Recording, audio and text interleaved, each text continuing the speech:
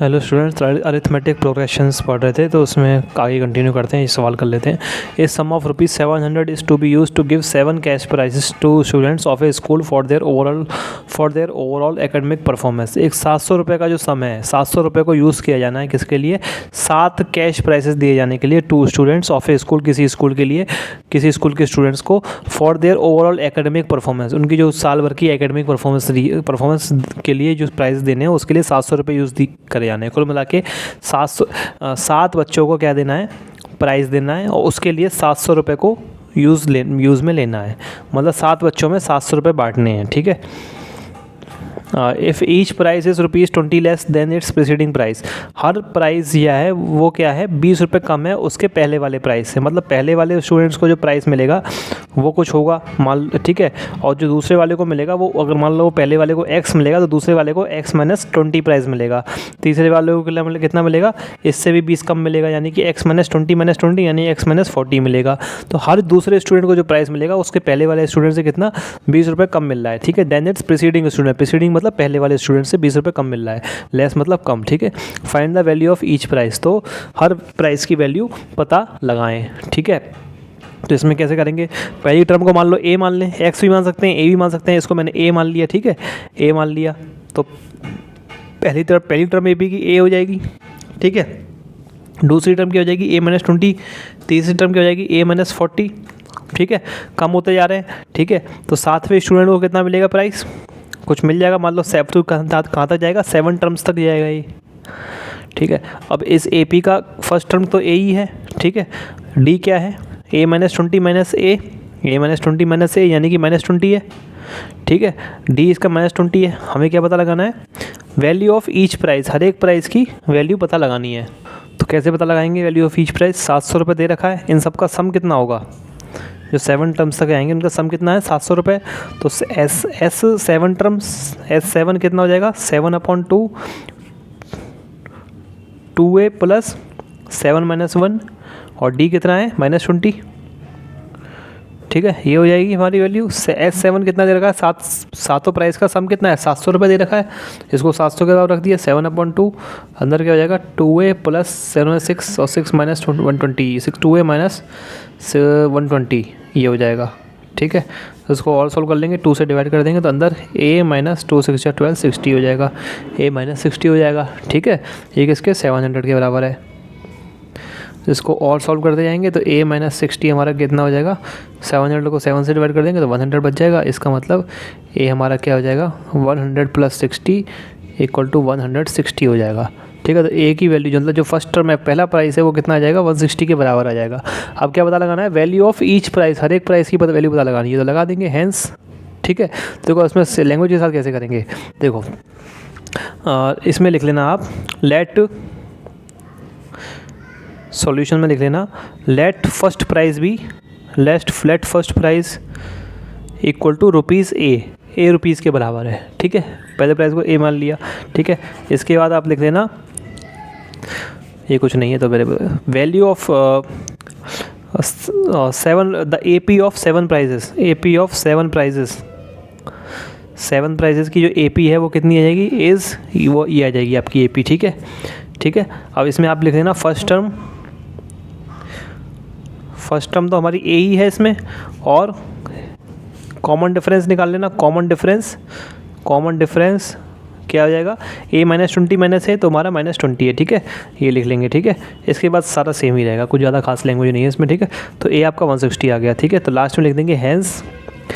अब सातों प्राइस की वैल्यू लिखनी है। ठीक है। तो फर्स्ट प्राइस कितना हो जाएगा? फर्स्ट प्राइस हमारा A के बराबर यानी कि 160 हो जाएगा। सेकंड प्राइस कितना हो जाएगा? सेकंड प्राइस क्या हो जाएगा? A - 20। ठीक है। यानी कि 140 हो जाएगा। ठीक है। अब इसी तरीके से अगला प्राइस कितना हो जाएगा? Third price. ठीक है। इसको ऐसे भी लिख सकते हो, थर्ड प्राइस ऐसे भी लिख सकते हो, ऐसे भी कैसे भी लिख लो। ठीक है ना।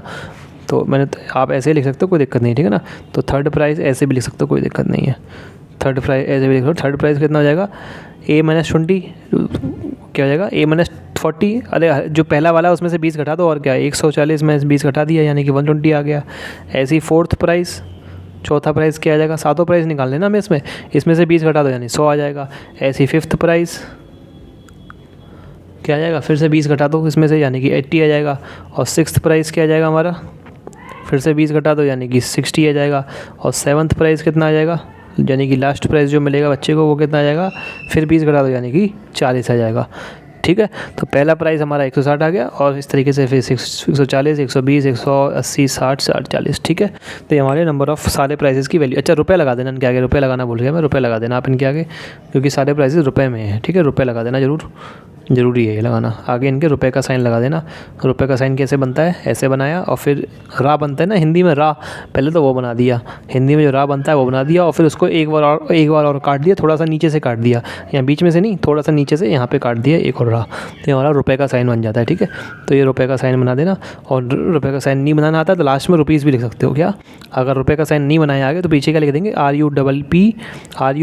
RUPPEES rupees. ठीक है, ये लिख देना। ठीक है, फिर सबके पीछे ये लिखना पड़ेगा आपको। ठीक है, अगला सवाल देखिए, थोड़ा लंबा सवाल है। इन ए पोटैटो रेस, एक पोटैटो रेस में, ठीक है, पोटैटो मतलब आलू की रेस हो रही है कोई। A bucket is placed at the starting point which is 5 metre from the first potato.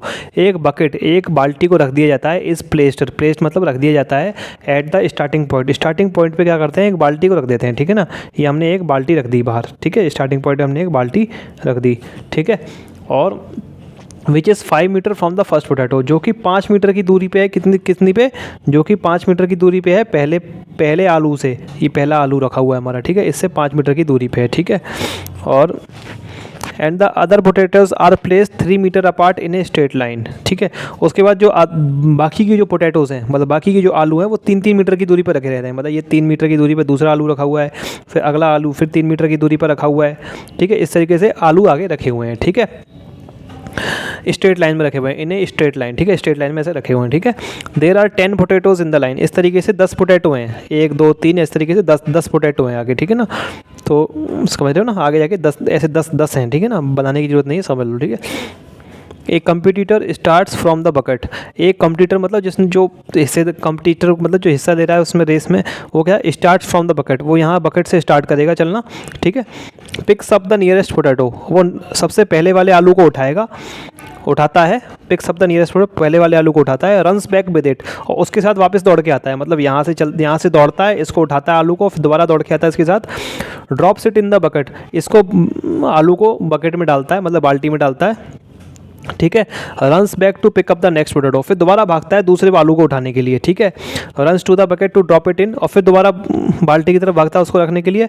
And he continues in the same way, और वो इसी तरीके से कंटिन्यू करता रहता है until all the potatoes are in the bucket, जब तक कि सारे आलूओं को बकेट में नहीं डाल देता। ठीक है, कुल मिला के रेस में करना क्या है कि एक आदमी यहाँ से भागेगा, इस आलू को उठाएगा, लौट के इस बाल्टी में डालेगा, फिर दोबारा भागेगा, फिर इस आलू को उठाएगा, फिर इसको बकेट में डालेगा, फिर दोबारा भागेगा, फिर इस आलू को उठाएगा, फिर इसमें डालेगा, फिर भागेगा, फिर जो उसका अगला आलू होगा उसको उठा के लौट के इसमें डालेगा, फिर भागेगा। ऐसे करता रहेगा जब तक कि सारे के सारे जो हमारे 10 आलू रखे हुए हैं उनको सबको डाल नहीं देता। ठीक है ना, कंपटीशन में ये होना है मतलब। ठीक है ना, तो जो हमारी रेस लग रही है potato race, what is the total distance the competitor has to run. तो जो कंपटीटर जो मतलब जो हिस्सा ले रहा है रेस में, उसको टोटल डिस्टेंस कितना चलना पड़ेगा। ठीक है, तो सवाल देखने में तो बहुत लंबा है लेकिन बहुत आसान सवाल है। देखो, अब उसको टोटल डिस्टेंस कितना चलना पड़ेगा, पहले चक्कर में कितना चलेगा, वो पहले चक्कर में 5 चलेगा और फिर लौट के आएगा 5। भाई बकेट की और पहले आलू की डिस्टेंस 5 मीटर है। ठीक है ना, तो यहाँ से पहला आलू को उठाने जाएगा तो 5 मीटर चलना पड़ेगा, और जब लौट के आएगा तब भी 5 मीटर चलना पड़ेगा। फिर दूसरा चक्कर लगाएगा, दूसरा चक्कर में कितना चलना पड़ेगा, दूसरा चक्कर में से कितना चलने पड़ेगा, 5 चलना पड़ेगा और प्लस 3 चलना पड़ेगा। ठीक है, फिर दोबारा लौट के आएगा, फिर से 5 और 5 प्लस 3 चलना पड़ेगा। इसी तरीके से तीसरा चक्कर लगाएगा तो 5 प्लस 3 चलेगा, और फिर लौट के आएगा, फिर से 5 प्लस 3 चलेगा। ठीक है, इस तरीके से चलता रहेगा। ठीक है, ऐसे कितनी बार चलेगा वो, क्योंकि 10 आलू में तो 10 बार करेगा, तो इसमें आगे हम लिख देंगे 10 टर्म्स। 10 टर्म्स तक हमें इस चीज़ का जोड़ पता लगाना है। अब ध्यान से आप देखेंगे 5 + 5, और इधर क्या हो रहा है 5 + 5, और देखो 5 + 5 सब में आ रहा है, 5 + 5 5 + 5, बाकी चीज़ बदलती आ रही हैं। तो 5 + 5 को हम जोड़ लेते हैं, 10 कर लेते हैं, और 10 इसमें क्या लिखा हुआ है 10 + 6 हो गया, और इसमें क्या हो गया, 5 और 5 को जोड़ दिया 10, यही थोड़ी सी ट्रिक है इसमें, ठीक है ना। 5 और 5 को जोड़ दिया 10 और बाकी के इनको जोड़ दिया 3 + 3 और 3 4 12 हो गया, ठीक है, +12, ठीक है। ऐसे ही अगली टर्म क्या हो जाएगी, 3 मीटर और बढ़ जाएगा, ठीक है। तो 3 मीटर और बढ़ जाएगा तो कितना हो जाएगा 5 + 3 3 +, तो अगली टर्म हो जाएगी 5 तो 2 बार आएगा ही, और 3 3 3 3 3 3 9 2 या 18 आ जाएगा, ठीक है ना। तो 10 + 18 दूसरी टर्म तीसरी टर्म आ जाएगी हमारी, ठीक है। 10 + 18 क्या तीसरी टर्म आ जाएगी, प्लस ऐसे कब तक चलेगा 10 + 6 प्लस 10 + 12 प्लस 10 + 18, ऐसे कब तक चलेगा 10 टर्म्स तक चलेगा, ठीक है। एक तरीका तो ये है, या फिर सीधा जोड़ के भी सबको जोड़ के भी कर सकते हो, सबको जोड़ लोगे तब भी एपी बनेगी, ठीक है ना। इसमें क्या हो जाएगा, मैं 10 को बाहर निकालने की सोच रहा था कि 10 सबको 10 टर्म तक है, तो 10 टर्म तक 10 कितने हो जाएंगे 100 हो जाएंगे, तो 100 ले लेंगे और अलग से क्या हो जाएगी एक एपी अलग से बन जाएगी, कैसे 6 + 12 लेके 6 + 12 + 18। अब इस एपी में कितने टर्म होंगे, क्योंकि ये दूसरे से स्टार्ट होती है तो इसमें 9 टर्म्स हो जाएंगे।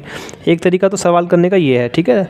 और दूसरा तरीका क्या है, सीधा ही जोड़ लो, यहाँ से इतनी झंझट नहीं लेना है तो सीधा ही जोड़ सकते हैं, कोई दिक्कत नहीं है। 5 + 5 कुल मिला के एपी बननी चाहिए। अब देख लेते हैं चेक करके एपी बनेगी नहीं बनेगी, सीधा जोड़ने पे 10 हो जाएगा मिला के, इधर कितना हो जाएगा 10 + 6 10 प्लस कितना 3 + 3 6 16 हो जाएगा, ठीक है। प्लस इधर कितना हो जाएगा, इधर हमारा आ जाएगा 22, प्लस इधर कितना हो जाएगा 28, प्लस अब तक कहाँ तक जाएगा 10 टर्म्स तक जाएगा हमारा ये, ठीक है। अब देखो ये एपी बनना है कि नहीं बनना, 6 जाएंगे 6 10 6 6 6 जोड़ेंगे 12, हाँ ये भी एपी बनना है जिसका कॉमन डिफरेंस 6 है, ठीक है। कॉमन डिफरेंस कितना है 6 है, ये भी एपी बन रही है, ठीक है। तो हमारी एपी ये बन जाएगी, इसी को ले लेंगे, ज़्यादा सही रहेगी, ठीक है ना, ठीक है। तो ये हमारी एपी बन जाएगी 10 16, इनकी हमको 10 टर्म्स तक जोड़ना है, वही हमारा आंसर हो जाएगा जितना वो डिस्टेंस लगेगा। तो हम इसका लिख लेंगे आंसर, कैसे लिख लेंगे, AP of the distance covered by, या फिर देखो हर चक्कर में तो पहले चक्कर में निकाल लेंगे, ठीक है। तो देखो जो मेरे को लैंग्वेज समझ में आ रही है वो मैं लिख देता हूँ, ठीक है। मेरे को तो ये समझ में आ रही है, सीधा लिख देंगे distance travelled by the competitor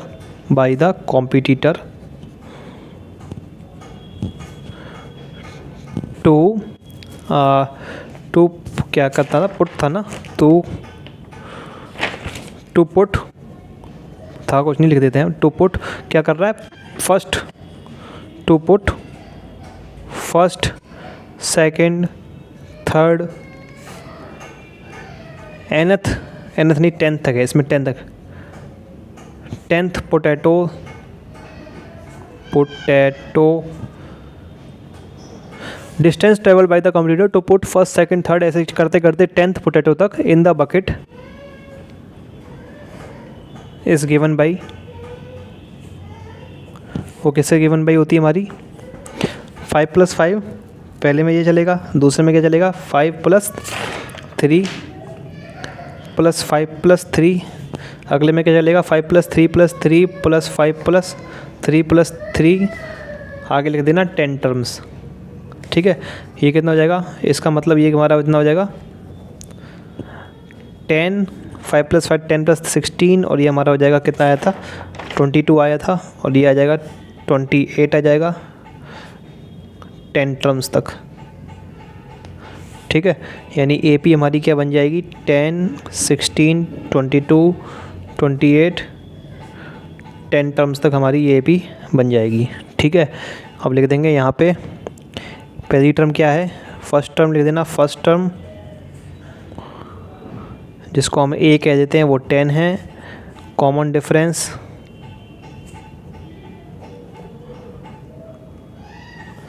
जिसको हम डी कह देते हैं वो कितना है 6 है, और टोटल नंबर ऑफ़ टर्म्स भी हमें पता ही है 10 टर्म है, 10 बार पोटैटो लेने जाएगा ना, तो टोटल नंबर ऑफ़ टर्म्स जिनको हम n कहते हैं वो 10 है, ठीक है। तो हम क्या निकाल लेंगे, सम पता लगा लेंगे, तो सम S10 ये लगा लो, sum equal to SN, formula लिख लो, लिखना चाहो तो पहले 2a + n - 1d, n की जगह 10 रख देंगे तो S10 मेरा क्या हो जाएगा 10/2, a की वैल्यू क्या है 10, तो 2 × 10 प्लस n की जगह क्या है 10 - 1, और d क्या है हमारा 6, यानी कि 5 20 + 10 में से 1 गया 9 × 6, तो इक्वल टू क्या हो जाएगा 5 20 + 9 6 जा 54, 20 में से 20 × 5, 20 और 54 को जोड़ देंगे तो 5 × 6 74, 5 × 74 आ जाएगा। ठीक है, तो हमारा आ जाएगा 5 4 20, 2 कैरी, 5 7 35, 37, 370 हमारा आ जाएगा। 370 क्या, ये तो सम आया लेकिन ये क्या मीटर में आएगा। ठीक है, तो मीटर लिख दो, लास्ट में एक बार और लिख देना, hence total distance travelled by competitor, total distance travelled by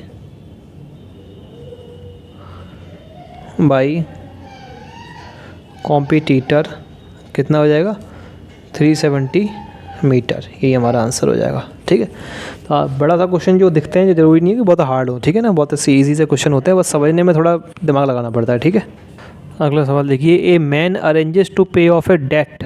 इसको क्या कहते हैं, डेट कहते हैं। कुछ लोग कहते हैं डेब्ट कह देते हैं, डेब्ट नहीं होता है, डेट होता है। क्या कहते हैं, डेट। इसमें जो है बी साइलेंट रहता है, डेट। ठीक है, डेट मतलब उधारी। ठीक है, जो उधार होता है पैसा। तो a man arranges to pay off a debt of ₹36,000 by 40 monthly instalments which form an arithmetic series. तो एक मैन जो है अरेंज करता है, मतलब कहीं से अरेंज करता है, टू पे ऑफ मतलब पैसे वापस करना, पे ऑफ ए डेट ऑफ ₹36,000, 36,000 रुपये की उधारी को वापस करने के लिए मैन को जो है पैसे अरेंज करता है। कितने, उसको 40 मंथली इंस्टॉलमेंट में देता है। ठीक है, जो कि एक अरिथमेटिक सीरीज बनाते हैं। मंथली इंस्टॉलमेंट मतलब होता है किस्तें, इंस्टॉलमेंट का मतलब होता है किस्तें, और किस्तें क्या है, मंथली है, मतलब हर महीने किस्त जा रही है। ठीक है, तो एक आदमी 36,000, कुल मिला के मैं कहने का मतलब ये है कि एक आदमी 36,000 रुपये की उधारी है, उसको 40 किस्तों में देता है, और हर किस्त जो है महीने पे जा रही है। ठीक है, और which form an arithmetic series, और जो उसकी किस्तें हैं वो एक अरिथमेटिक सीरीज बना रही है, मतलब जो उसकी किस्तें हैं वो अरिथमेटिक प्रोग्रेशन में है। ठीक है ना, when 30 of the instalments are paid he dies leaving 1/3 of the debt unpaid. जब 30 किस्तें वो दे देता है, when 30 of the instalments are paid, जब 30 किस्तें वो देता है, ही डाइज वो ख़त्म हो जाता है, मतलब वो एक्सपायर हो जाता है, he dies leaving 1/3 of the debt unpaid. ठीक है ना, तो 30 किस्तों देने के बाद उस आदमी की मृत्यु हो जाती है, और लीविंग छोड़ देता है, लीविंग मतलब छोड़ देना, 1/3 ऑफ द डेट अनपेड, छोड़ के जाता है 1/3, एक तिहाई हिस्सा किसका, 1/3 का मतलब 1/3 हिस्सा, मतलब अगर जो कोई चीज़ है उसके आप 3 हिस्से कर लें। ठीक है, 3 बराबर हिस्से कर लें, तो उसका जो एक हिस्सा होता है वो कितना होता है, वो एक हिस्सा होता है हमारा 1/3। ठीक है, और मतलब तीनों हिस्से हमारे कितने होते हैं, 1/3 होते हैं। ठीक है ना, इसका मतलब यही होता है। ठीक है ना, किसी एक चीज़ की अगर आप 3 हिस्से बराबर कर लें, तो उसने क्या किया, तो वो 1/3 ऑफ द डेट अनपेड, वो जो उसकी उधारी थी उसका 1/3 हिस्से को अनपेड मतलब बिना पैसे दिए हुए छोड़ जाता है, क्योंकि उसने भाई 30 किस्तें ही भरी हैं, भरनी कितनी थी, 40 किस्तें। ठीक है, तो वो 1/3 जो है उसका जो उधारी है उसको बिना दिए हुए छोड़ जाता है।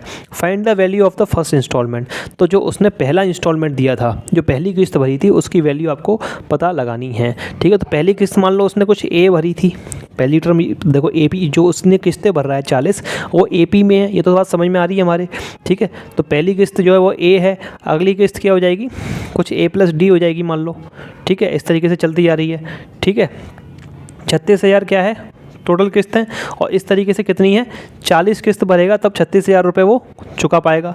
तो इस तरीके से इस AP में मान लो कितने टर्म है, 40 टर्म है, तो N 40वीं टर्म क्या हो जाएगी भैया, तो सीधा फॉर्मूला बनना है, 40वीं टर्म क्या हो जाएगी, A+, आप पता लगा सकते हो 39D हो जाएगी, और क्या हो जाएगा A + N - D। और नहीं समझ में आ रहा तो इसको ऐसे लिख दो, क्या लिख सकते हो, ऐसे भी लिख सकते हो A + D, और ऐसे कॉमा करके कौन सी 40 टर्म्स, 40 टर्म्स। ठीक है, 40 टर्म हो जाएंगी इस AP में, और इन 40 टर्म का जो सम है वो कितना है, 36,000 है। ठीक है, तो एक इक्वेशन तो यहाँ से आ जाएगी। ठीक है, तो 40 का जो सम है वो कितना, 36,000 है, तो वो कितना होता है 40/2 2A + N - 1D यानी कि 39D। ठीक है, इक्वल टू 36,000 है ये। ठीक है ना, 40/2 यानी कि 2A + 39D इक्वल टू 36। यहाँ से आपकी एक इक्वेशन A और D में निकल के आ जाएगी, थोड़ा और सॉल्व करने के बाद 20 को उधर डिवाइड करेंगे फिर उसको। ठीक है, तो आपकी एक इक्वेशन निकल के आ जाएगी। ठीक है, बस डिवाइड करना पड़ेगा, कुछ नहीं। ठीक है, तो ये हो जाएगा आपका, लिख ही देता हूँ जो इतना सही काम करना है तो। ठीक है, 2 18 या 36, 1800 ही आ जाएगी आपकी एक इक्वेशन, ठीक है। 2a + 39, 2 18 या 18 2 36 होता है, हाँ सही है। और 18,000, हाँ एक कट जाएगा, ठीक है। 1800 ये आपकी पहली इक्वेशन आ जाएगी, ठीक है, यहाँ से, ठीक है। अब उसने क्या कहा है कि जब वो 30 इंस्टॉलमेंट भर देता है, जब वो 30 इंस्टॉलमेंट भर देता है तो 1/3 जो है उसकी उधारी वो देने के लिए अभी भी रह जाती है। मतलब 2/3 उसने दे दी, मतलब 2/3 उधारी उसने दे दी है। अगर उसने 30 किस्त भर दी तो उसने 2/3, तो अब हमारी एक और AP बन जाएगी। AP तो यही रहेगी, लेकिन इसमें हम क्या ले लेंगे, A + D ... 30 टर्म, मतलब उसने कितनी कर दी है, 30 किस्तें भर दी हैं, ठीक है। अब उसने कितनी 30 किस्तें भर दी हैं, और 30 किस्तें भरने के बाद कितनी 2/3 उधारी उसने दे दी है, 1/3 रह गई है। तो 2/3 उधारी कितनी हो जाएगी भाई, 36,000 का कितना, 36,000 का 2/3 हिस्सा, मतलब 2/3 हिस्सा, ठीक है, 2/3 हिस्सा भाई। मैंने ये बताया था ना, 1/3 उसका एक हिस्सा होता है, 1/3 हिस्सा रह गया तो कितने 2 1/3 रह गए। 2 1/3 को आप जोड़ लेंगे, 1/3 को 2 बार जोड़ लेंगे तो कितना आ जाएगा 2/3, यानी कि 2/3 हिस्सा क्या है, रह नहीं गया, सॉरी दे दिया है भाई। 1/3 हिस्सा देने के लिए रह गया उसका, 1/3 हिस्सा दे गया है, यानी कि 1/3 और 1/3 हिस्सा मिला के उसने दे दिया है, यानी कि 2/3 हिस्सा दे दिया है। तो 2/3 हिस्सा उसने दे दिया है, ठीक है। तो 2/3 हिस्सा कैसे निकालेंगे हम, जो हमारा 36,000 है उसको 2/3 से मल्टीप्लाई कर देंगे, ठीक है।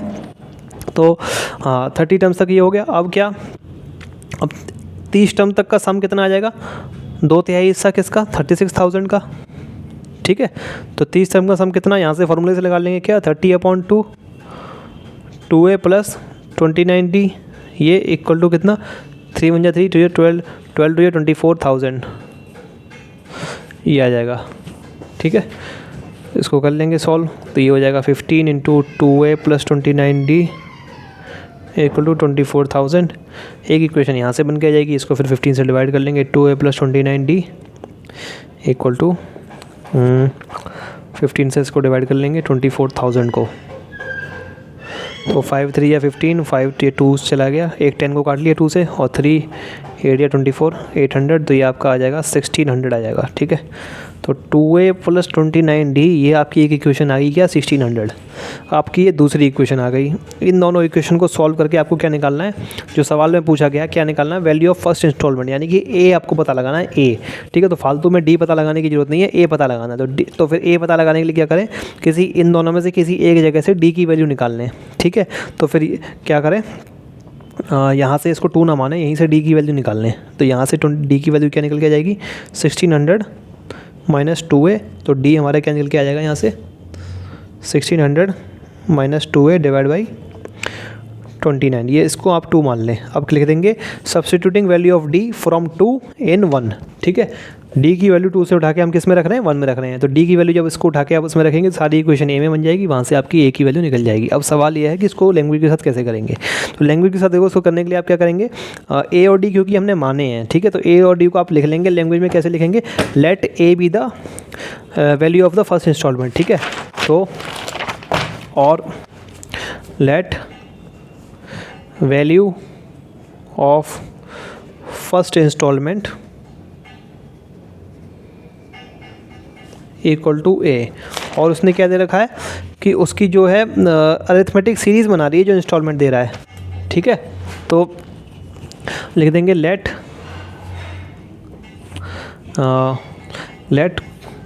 क्या कह सकते हैं, कॉमन डिफरेंस कह सकते हैं। तो लेट कॉमन डिफरेंस कितना, कॉमन डिफरेंस कितने का है, let common difference between consecutive instalments. Consecutive का मतलब होता है एक के बाद एक, ठीक है ना। कॉन्सिक्यूटिव जो एक के बाद एक इंस्टॉलमेंट आ रहे हैं, एक के बाद जो एक किस्तें आ रही हैं, उनके बीच का कॉमन डिफरेंस कितना है, मान लो डी है, ठीक है। ये हो गई, ठीक है। अब क्या हमने एक ए बी बनाई थी, क्या ए + डी ये बनाई थी, जिसकी कहाँ तक 40 टर्म तक थी, ये 40 टर्म तक थी, ठीक है। तो ए पी हमारी कितनी हो जाएगी, A P of instalments, A P of monthly instalments है ना, मंथली इंस्टॉलमेंट लिख लो, कोई दिक्कत नहीं है, month MNTH monthly instalments is given by a + D, A + 2D up to 40 terms, ठीक है। डेप्ट कितने की है हमारे पास, ₹36,000 की डेप्ट है, ठीक है। ये कितनी हो जाएगी हमारी एस एन, हमारी एस 40 हो जाएगी, 40 जो 40 टर्म इनका सम हो जाएगी, तो एस 40 कितनी हो जाएगी 36,000 हो जाएगी, ठीक है। यानी कि 40/2, या फिर इससे पहले एक लाइन और लिखना चाहे तो वो लिख दें, सम ऑफ डेप्ट ये है तो सम ऑफ इंस्टॉलमेंट्स कितना हो जाएगा 36,000 हो जाएगा, ठीक है।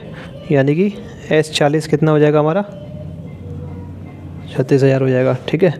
तो हमारा एस 40 ये हो गया। और देखो लैंग्वेज तो कई बन सकती हैं एक सवाल की, ठीक है। जो मेरे को समझ में आ रहा है वो मैं लिखवा रहा हूँ, आप हो सकता है कुछ और लैंग्वेज बना लें, ठीक है। तो लेकिन उस लैंग्वेज भी सही बननी चाहिए, क्योंकि फिर टीचर का नंबर उसमें भी काट लेते हैं कभी कभार। लेकिन जो आपको समझ में आए आप अपनी तरफ से लैंग्वेज बना सकते हैं, कोई ऐसी दिक्कत की बात नहीं। लेकिन सवाल जो मेन करने का तरीका है वो मेन तरीका समझ में आना चाहिए। तो तरीका तो मैं आपको बता चुका हूँ करने का, ठीक है। तो एस 40 ये हो जाएगा। अब इसको आप लिख लें, इसका फॉर्मूला लगा दें यहाँ पे, और क्या 40/2, और ए और डी तो हमने मान ही लिए हैं, 2a + 40 - 1, और डी क्या है, डी तो डी है, इक्वल टू 36,000। यहाँ से सॉल्व करके इक्वेशन आई थी हमारी, क्या आ गई थी 2a + 39d। इसको सॉल्व करने के बाद हमारी इक्वेशन आ गई थी 2a + 39d। और चेक कर देना, हो सकता है कुछ गलती मेरे से भी हो गई हो, वैसे तो यही आई थी 2a + 39d = 1। इसको हमने क्या मान लिया 1 मान लिया, ठीक है। अब ज़रूरी नहीं, ठीक है। और फिर हमने क्या किया था, AP ऑफ 30 मंथली इंस्टॉलमेंट्स की AP बना लेंगे। तो AP ऑफ 30 मंथली इंस्टॉलमेंट्स कितनी हो जाएगी, तो AP हमारी क्या हो जाएगी A + D, यही AP रहेगी बस। क्या 30 टर्म आ जाएंगी अब हमारी, ठीक है। 30 टर्म आ जाएंगी। अब क्या लिखेंगे, 1/3 उसने जो है उधारी दी नहीं है, तो कितनी दे दी है वो देख देंगे, ठीक है। तो डेप्ट एक तो होता है अनपेड, एक होता है पेड। जो पेड दे दिया है इक्वल टू 2/3 ऑफ किसका, रुपये 36,000 का 2/3 हिस्सा, ठीक है। तो इतना उसने दे दिया है, तो ये कितना हो जाएगा, इसका मतलब सम ऑफ 30 इंस्टॉलमेंट्स, 30 किस्तों का सम कितना हो जाएगा 2/3 × 36,000 हो जाएगा। रुपीज़ लगा देना, रुपीज़ 36,000, ठीक है। इसका 30 इंस्टॉलमेंट का सम कितना हो जाएगा 30। अब रुपीज़ नहीं लिखेंगे, अब सीधा लिख देंगे 2/3 × 36,000।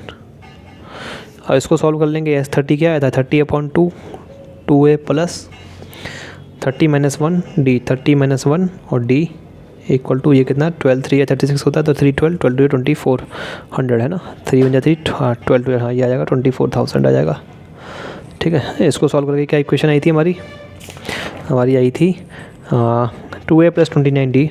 इसको सॉल्व करने के बाद आएगी 2a + 29d इक्वल टू 1600। ये आपकी इक्वेशन सॉल्व करने के बाद आ जाएगी। यहाँ से हमने क्या डी की वैल्यू निकाल ली थी, यहाँ से डी की वैल्यू क्या निकल के आई थी, ये निकल के आ गई थी हमारी, देखो ये निकल के आ गई थी 1600 - 2a/29, ठीक है। तो 1600 - 2a/29, इसको हमने दूसरा मान लिया। फिर क्या लिख देंगे, substituting value of D from 2 in 1, ठीक है। तो सब्सटीट्यूटिंग हमने क्या किया, substituting value of D from 2 in 1 पहले में रख रहे हैं। तो जैसे ही पहले में वैल्यू रखेंगे तो क्या हो जाएगा 2a + 39 d ये है, तो हो जाएगा 2a + 39 d की वैल्यू क्या रख देंगे 1600 - 2a, 1600 - 2a/29, ठीक है। ये d की वैल्यू रख दी। ये किसके बराबर है हमारा, ये हमारा 1800 के बराबर है। इसको सॉल्व करके आपकी ए की वैल्यू आ जानी चाहिए, ठीक है। हो सकता है कोई एक आध कोई कैलकुलेशन मिस्टेक में से हो गया हो, तो आप चेक कर लेना। यही इक्वेशन में बनाने में कोई मेरे से दिक्कत हो गई, कोई कैलकुलेशन मिस्टेक हो गया, लेकिन तरीका तो आपको समझ में आ ही गया होगा कैसे करना है, ठीक है।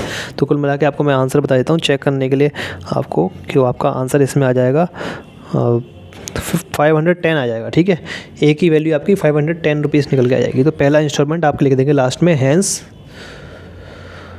फर्स्ट मंथली इंस्टॉलमेंट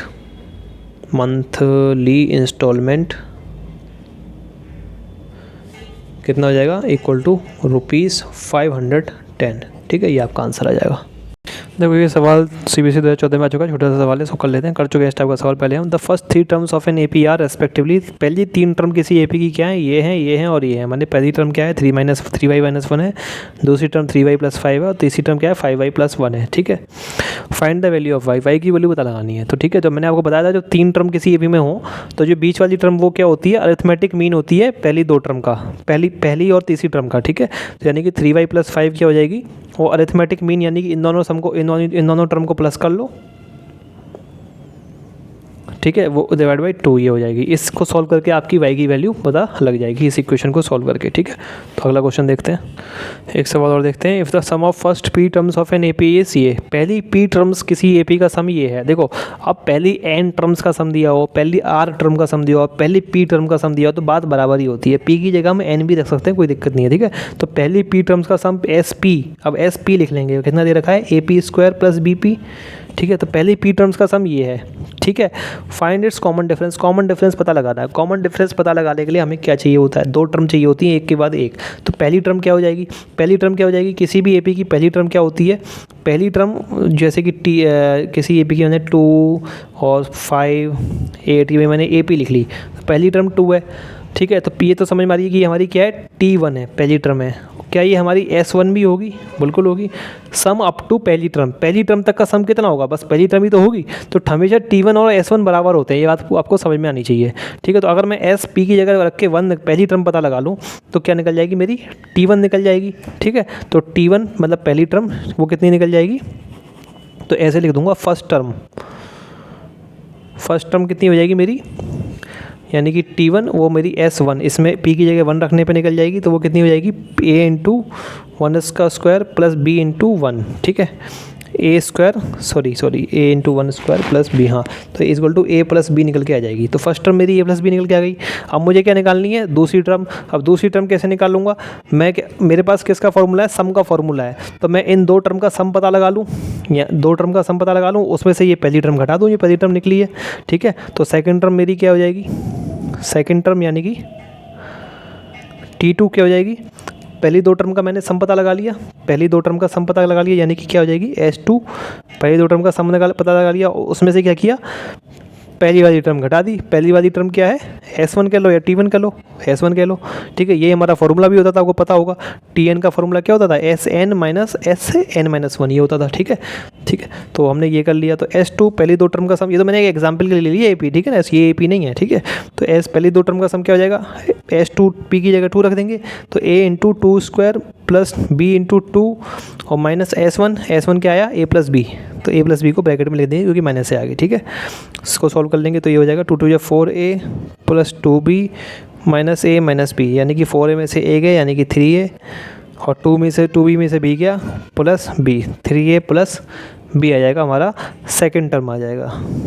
ठीक है, तो ये सेकंड टर्म आ गया। फर्स्ट टर्म क्या है ये, सेकंड टर्म क्या है ये है। ठीक है, कॉमन डिफरेंस पता लगाना है। कॉमन डिफरेंस क्या हो जाएगा, T2 - T1, यानी कि कॉमन डिफरेंस हमारा क्या निकल के आ जाएगा, पहली टर्म में से दूसरी टर्म को घटा देंगे। कॉमन डिफरेंस इक्वल टू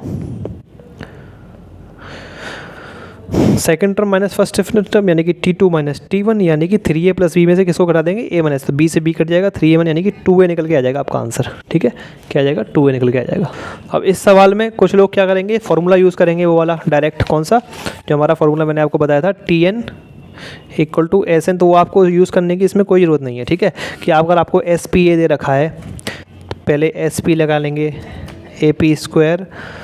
एक और बता रहा हूँ तरीका, क्योंकि कुछ लोग ऐसे भी कर सकते हैं। ठीक है ना, SP = AP, फिर इससे आप SN निकाल लेंगे, P की जगह N रख लेंगे, तो AN² + BN, ये आपका SN आ जाएगा। अब इस Tn की वैल्यू निकालेंगे। Tn क्या होता है हमारा, SN माइनस, तो AN² + BN माइनस AN - 1 का होल स्क्वायर प्लस BN - 1। ठीक है, अब इस बड़ी सी इक्वेशन को सॉल्व करके Tn का फॉर्मूला निकालेंगे।